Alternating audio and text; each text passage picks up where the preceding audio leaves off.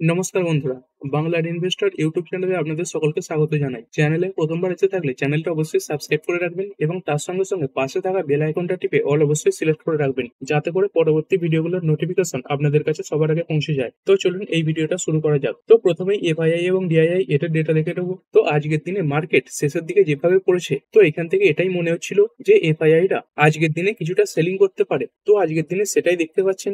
এই এফআইআই এরা 1165 কোটি টাকা শেয়ার বিক্রি করে দিয়েছে এবং অন্যদিকে যদি ডিআই এর কথা বলি, তো এরা কিন্তু প্রায় এই 3900 কোটির কাছাকাছি শেয়ার কিনেছে। তো যদি দেখেন এই ক্যাশ মার্কেটে মোটামুটি পরপর 5 দিন শেয়ার কেনার পরে আজকের দিনে কিন্তু এফআইআই রা শেয়ার বিক্রি করেছে। তো এরকমই কিন্তু হচ্ছে, দেখতে পাচ্ছেন যে এফআইআই রা যখনই এই ভারতীয় মার্কেটে শেয়ার কেনা শুরু করছে, তখনই কিন্তু আমেরিকার তরফ থেকে কোনো নেগেটিভ নিউজ চলে আসছে, তার সঙ্গে সঙ্গে গ্লোবাল মার্কেটে খারাপ পরিস্থিতি তৈরি হচ্ছে। তো বর্তমানে যেমন দেখতে পাচ্ছেন এই রাশিয়া এবং আমেরিকার মধ্যে একটা বড় টানাপোড়েন তৈরি হয়েছে। তো সেই কারণেই কিন্তু এফআইআই দের তরফ থেকে এই ক্যাশ মার্কেটে সেলিং এসেছে। এরপরে যদি ডাউ জোন্সের কথা বলি, তো ডাউ জোন্স এই মুহূর্তে মাত্র 2.5 পয়েন্ট নিচে ট্রেড করছে। আর অন্যদিকে নাসডাক কম্পোজিট এতে কিছুটা তেজি দেখা যাচ্ছে, এটা 0.21% ওপরে রয়েছে। আর ইন্ডিয়ার এডিআর গুলো কিরকম পারফর্ম করছে, ইনফোসিস এডিআর এটা 0.43% ওপরে, আইসিআইসিআই ব্যাংকের এডিআর এটা 1.59% ডাউনফল দেখা যাচ্ছে, এইচডিএফসি ব্যাংকের এডিআর এটা 1% মতো নেগেটিভে ট্রেড করছে,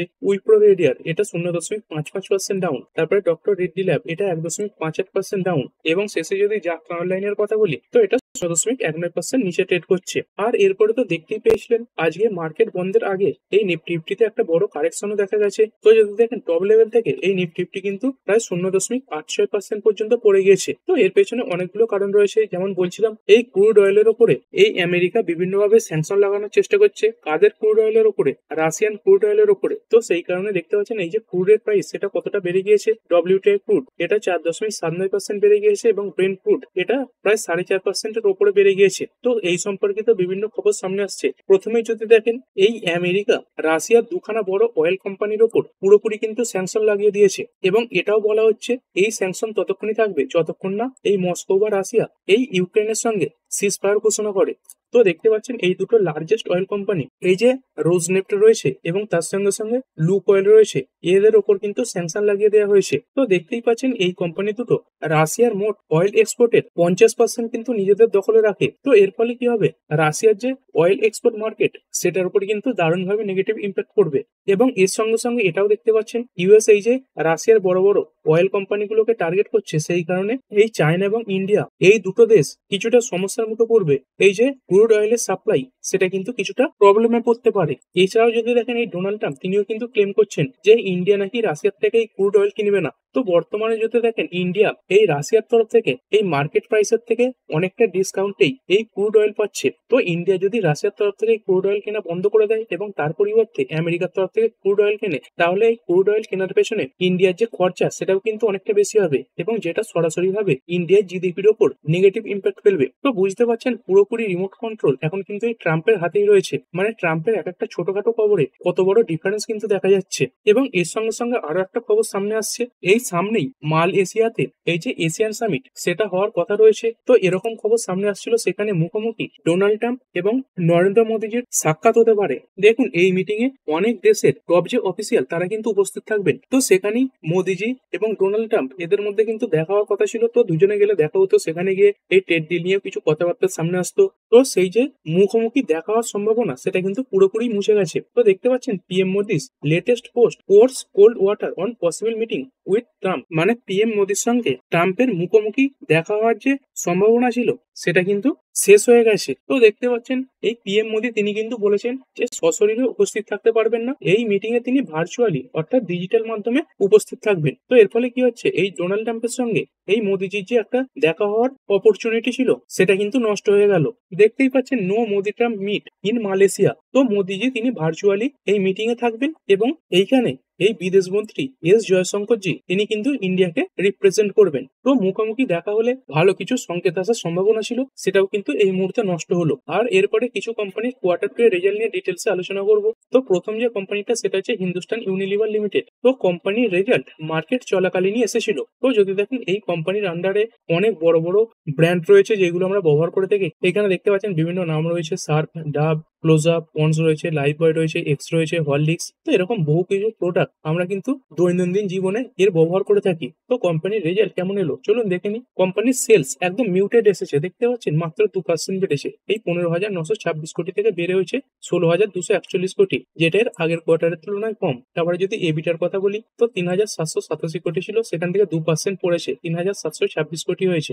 এটা কোয়ার্টারলি সামান্য ইমপ্রুভ হয়েছে। এবং যদি নেট প্রফিটের কথা বলি, নেট প্রফিট দেখতে পাচ্ছেন 2,595 কোটি থেকে কিছুটা বেড়ে হয়েছে 2,694 কোটি। তবে এখানে দেখতে পাচ্ছেন দুখানা এক্সেপশনাল আইটেম রয়েছে, একটা 184 কোটি যোগ হয়েছে এবং একটা 16 কোটি মাইনাস হয়েছে। তো এরপরেই এই নেট প্রফিট দাঁড়িয়েছে। তো যদি ইয়ার অন ইয়ার এই এক্সেপশনাল আইটেম গুলো বাদ দিয়ে দেখেন তাহলে এই নেট প্রফিট এটা কিন্তু 2% পড়েছে। তো এই রেজাল্টের পরে কোম্পানিটা প্রায় 3% কাছাকাছি বাড়লেও এই যে বৃদ্ধি সেটা কিন্তু ধরে রাখতে পারেনি, কারণ মার্কেট শেষের দিকে একটা বড় প্রেসারের মধ্যে ছিল। তবে যদি দেখেন মার্কেটের যে অনুমান ছিল এই নেট প্রফিটের দিকে, সেই দিক থেকে কিন্তু কোম্পানি ভালো রেজাল্ট পেশ করেছে এবং তার সঙ্গে সঙ্গে কোম্পানি এই ডিভিডেন্ড দেওয়ার কথা ঘোষণা করেছে। এই কোম্পানিটা একটা শেয়ার পিছু 19 টাকা করে ডিভিডেন্ড দিতে চলেছে এবং এর যে রেকর্ড ডেট এটা কবে রাখা হয়েছে দেখতে পাচ্ছেন 7ই নভেম্বর এর রেকর্ড ডেট রয়েছে। তো এই কোম্পানি বলছে হায়ার ফুড ইনফ্লেশন, তার সঙ্গে সঙ্গে উইক ইনকাম গ্রোথ, তারপরে যে ওয়েজ প্রেসার্স মানে মজুরির চাপ এবং কিছু খারাপ ওয়েদার কন্ডিশনের জন্য কোম্পানির এই রেজাল্ট একদম মিউটেড এসেছে। কোম্পানি বলছে তারা সামনে এই লো সিঙ্গেল ডিজিট গ্রোথ দেখাতে পারে এবং কোম্পানি এটাও বলছে এই ফাইন্যান্সিয়াল ইয়ারে ফার্স্ট হাফের তুলনায় তাদের যে সেকেন্ড হাফ সেটা কিন্তু বেটার বিজনেস করবে। এরপরে আরো একটি কোম্পানি এই কোলপাল বা যেটা কোলগেট, এই কোম্পানিও তার রেজাল্ট পেশ করেছে। তো কোম্পানির রেজাল্ট কেমন এলো তো দেখতে পাচ্ছেন সব দিক থেকে যেটা খারাপ এসেছে, ইয়ার অন ইয়ার সেলস 6% পড়েছে 1619 কোটি থেকে পড়েছে 1520 কোটি। তবে কোয়ার্টারলি এটা কিছুটা বৃদ্ধি দেখিয়েছে। এবিটা এটা 497 কোটি থেকে পড়েছে 465 কোটি, এটাও কোয়ার্টারলি সামান্য বেড়েছে। এবং যদি নেট প্রফিটের কথা বলি তো 395 কোটি নেট প্রফিট এসেছে 328 কোটি। তবে যদি কোয়ার্টারলি দেখেন এইখানেও কিন্তু সামান্য বৃদ্ধি দেখা গেছে। এছাড়াও কোম্পানি একটা শেয়ার পিছু 24 টাকা করে ডিভিডেন্ড দেওয়ার কথা ঘোষণা করেছে। তো কোম্পানি হচ্ছে এই যে জিএসটি রেটের পরিবর্তন করা হয়েছে সেই সম্পর্কে বিজনেসে কিছু ডিসরাপশন দেখা গেছে, মানে বাধা দেখা গেছে। সেই কারণে কোম্পানির এই যে সেকেন্ড কোয়ার্টারের নাম্বার বা কোয়ার্টার টু এর নাম্বার সেটা কিছুটা খারাপ এসেছে। তো কোম্পানি বলছে তাদের লং টার্ম বিজনেস নিয়ে তারা কিন্তু খুবই আশাবাদী। তো কোম্পানি এই যে ডিভিডেন্ড দিতে চলেছে 24 টাকা করে, তার যে রেকর্ড ডেট সেটা রাখা হয়েছে নভেম্বর 3 তারিখে এবং এই যে ডিভিডেন্ড সেটা কিন্তু 19 নভেম্বরের মধ্যে পেমেন্ট করে দেওয়া হবে। এরপরে টাটা গ্রুপের একটি ছোট company Tata Teleservices Limited. তো কোম্পানিটা যদি দেখেন একসময় কিন্তু ভালো র্যালি দেখিয়েছিল, তবে ফান্ডামেন্টাল স্ট্রং ছিল না, সেই কারণে কিন্তু সেখান থেকে অনেকটাই পড়ে গেছে। যদি মোটামুটি দেখেন টপ লেভেল থেকে কিন্তু 80% এর কাছাকাছি এই মুহূর্তে ডাউনে রয়েছে। তো কোভিড এর সময় অন্যান্য শেয়ারও বাড়ছিল এবং তার কারণে এই শেয়ারটাও বেড়ে গিয়েছিল। আর যেহেতু ফান্ডামেন্টাল ভালো ছিল না সেই কারণে কিন্তু টপ লেভেলে গিয়ে অনেকটাই কারেকশন দেখিয়েছে। তো কোম্পানির রেজাল্ট কেমন এলো যদি কোম্পানির সেলস দেখেন, সেলস রয়েছে 286 কোটি, যেটার আগের বছর সেম কোয়ার্টারে ছিল 344 কোটি এবং আগের কোয়ার্টারে ছিল 284 কোটি। মানে ইয়ারলি অনেকটাই ডাউন, কোয়ার্টারলি মাত্র 2 কোটি বেড়েছে। তারপরে যদি অপারেটিং প্রফিট দেখি এটা দাঁড়িয়েছে 140 কোটি, তো এর আগের বছর সেম কোয়ার্টারে ছিল 138 কোটি। তবে দেখতে পাচ্ছেন এই যে অপারেটিং প্রফিট এটা কিন্তু ইয়ারলি সামান্য ভালো,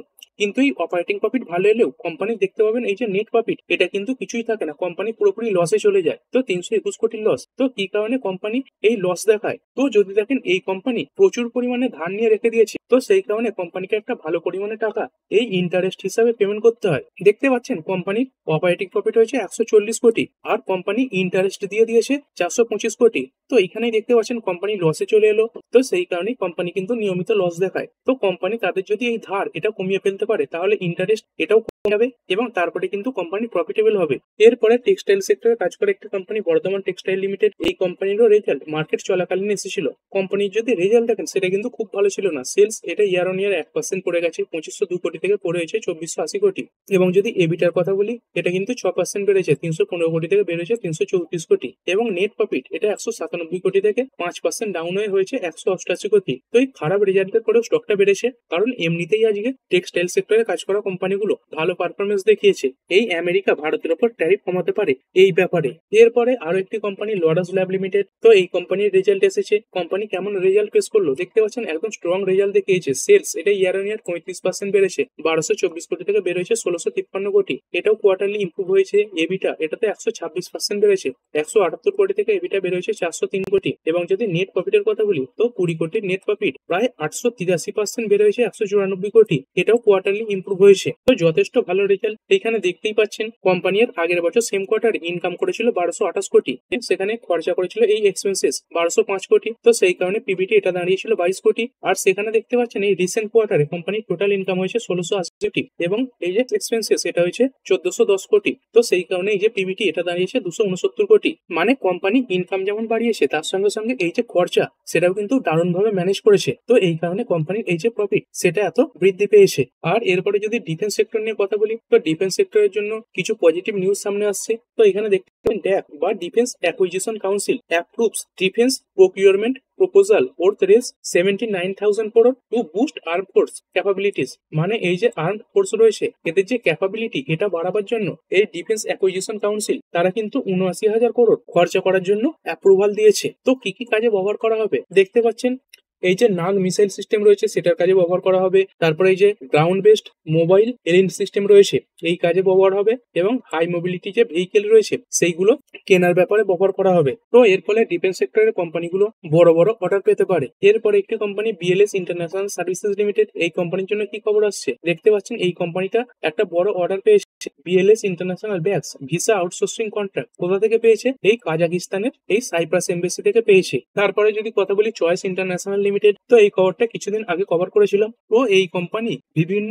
এই স্ট্র্যাটেজিক অ্যাকুইজিশনের মাধ্যমে এই যে ওয়েলথ ম্যানেজমেন্ট সেগমেন্ট সেখানে এন্ট্রি নিল। তো এর মাধ্যমে কোম্পানি প্রায় 635 কোটি টাকার অ্যাসেট ম্যানেজ করবে। তো দেখতে পাচ্ছেন এই যে চয়েস ইন্টারন্যাশনাল এই কোম্পানিটা এই যে ফিন্টো গ্রুপ সেটাকে অ্যাকোয়ার করেছে। তো এর মাধ্যমে কোম্পানি 300 কোটি টাকার অ্যাসেট ম্যানেজ করবে। তারপরে যদি দেখেন এই যে glory prime wealth private limited রয়েছে এটাকেও অ্যাকোয়ার করেছে। তো এর মাধ্যমে কোম্পানি 210 কোটি টাকার অ্যাসেট করবে এবং এর সঙ্গে সঙ্গে এই যে Himachal Pradesh mutual fund distributor merge হয়েছে এর মাধ্যমে কোম্পানি 125 কোটি টাকার অ্যাসেট ম্যানেজ করবে। এই যে ফিন্টো গ্রুপটা রয়েছে এর মাধ্যমে কোম্পানি এই যে নেশন ওয়াইড অ্যাসেট ম্যানেজ করবে। তারপরে এই যে glory prime well private limited রয়েছে এর মাধ্যমে কোম্পানি এই যে ওয়েস্টার্ন ইন্ডিয়া রয়েছে সেখানে এই অ্যাসেট ম্যানেজ করবে। এবং অন্য যে একটা দেখতে পেলেন এই যে হিমাচল প্রদেশ মিউচুয়াল ফান্ড এর মাধ্যমে কোম্পানিটা এই নর্দার্ন ইন্ডিয়াতে তাদের যে প্রেজেন্স সেটা বাড়াবে। এরপরে একটি company Garuda Construction and Engineering Limited, এই স্টকটা আজকের দিনে 5% কাছাকাছি বেড়েছে এবং এর পেছনে একটা বড় খবরও রয়েছে। তো দেখতে পাচ্ছেন এই কোম্পানিটা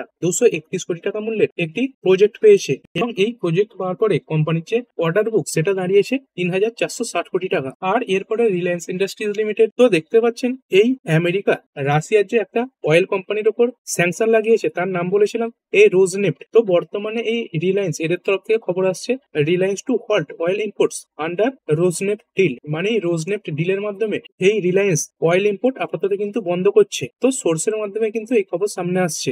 আর এরপরে ইথানল সেক্টরের সঙ্গে যুক্ত একটি company Sian Agro Industries and Infrastructure Limited. তো 5 বছরে মোটামুটি এই 8,000% বাড়ার পরে স্টকটাতে কিন্তু কিছুটা কারেকশন আসছে। তো যদি দেখেন এই 5 দিনে স্টকটা কিন্তু প্রায় 22% এর কাছাকাছি পড়েছে। তো নিয়মিতই লোয়ার সার্কিট লাগাচ্ছে, যেমন আপার সার্কিটে বাড়ছিল সেরকমই কিন্তু লোয়ার সার্কিটেই নিচের দিকে নামছে।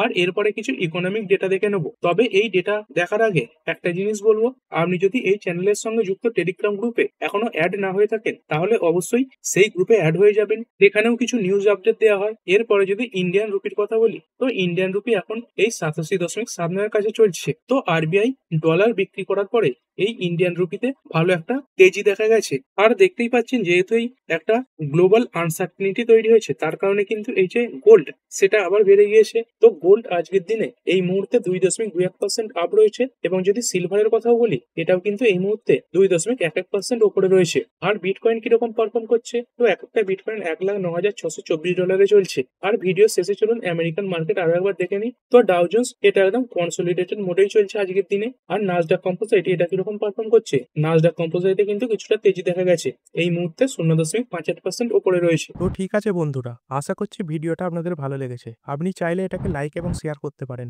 আর শেয়ার মার্কেট সংক্রান্ত ডেইলি নিউজ আপডেট পেতে চ্যানেলটা সাবস্ক্রাইব করে রাখবেন এবং পাশে থাকা বেল আইকনটি টিপে অল অবশ্যই সিলেক্ট করে রাখবেন, যাতে পরবর্তী ভিডিওর নোটিফিকেশন আপনার কাছে সময় মতো পৌঁছে যায়। আর হ্যাঁ, ভিডিওটি শুধুমাত্র ইনফরমেশন এবং এডুকেশনাল পারপাসের জন্য বানানো হয়েছে। আমি সেবি রেজিস্টার্ড নই, তাই কোনো প্রকার শেয়ারে কোনো প্রকার বাই, সেল, হোল্ড বা অ্যাভারেজ করার কোনো সিদ্ধান্ত নেওয়ার আগে আপনার যে ফাইন্যান্সিয়াল অ্যাডভাইজার আছে তার সঙ্গে অবশ্যই আলোচনা করবেন। দেখা হচ্ছে পরের ভিডিওতে। ধন্যবাদ।